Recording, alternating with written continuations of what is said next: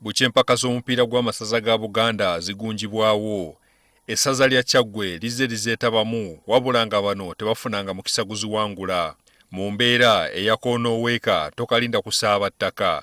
Bano omwaka guno basazeewo batandikirewo enteekateeka ezinaabayamba oba oliawo okuwangula empaka z'omwaka guno. Twagala kukwata ku mpologoma mu ngalo. Kyaggwe ebintu byonna tubiwangudde naye omupiira mubaddemu obuntu obutonotono obubulamu. Twekennenyezza nnyo esizoni zonna obuntu obwo bubadde butulobera okutwala engabo tugenze kati tubujjawo. Twagala okweyama nti buli kyonna ekisoboka tugenda kukikola okulaba nga tuleetera bannakyaggwe essanyu ku mulundi guno mu kikopo kino.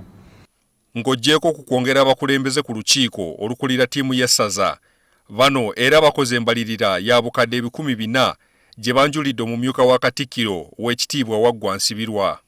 Munnamawulire Isaac Mukasa y'omu ku bakulembeze abongeddwa ku lukiiko lw'essaza era atubuulidde obuvunaanyizibwa obumuweereddwa.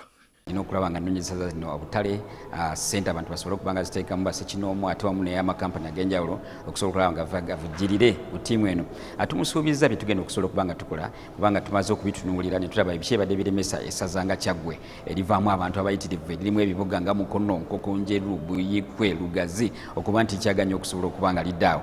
Ye Oweekitiibwa Nsibirwa naye asibuka mu ssaza ly'e Kyaggwe asuubiza okukwasizaako bannakyaggwe okunoonya ensimbi ezinaddukanya ttiimu olw'emiganyulwa enkumu egiri mu mpaka z'amasaza.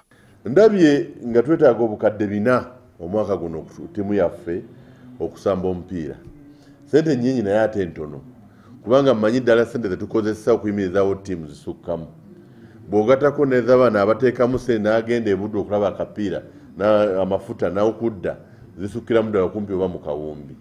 Naye ekitwandisa amangu katunoonye 4 n'ezisukkamu ttiimu yaffe etuuke ku ntikko. Empaka z'amasaza omwaka guno zaakuddamu okutojjera mu mwezi gw'omukaaga.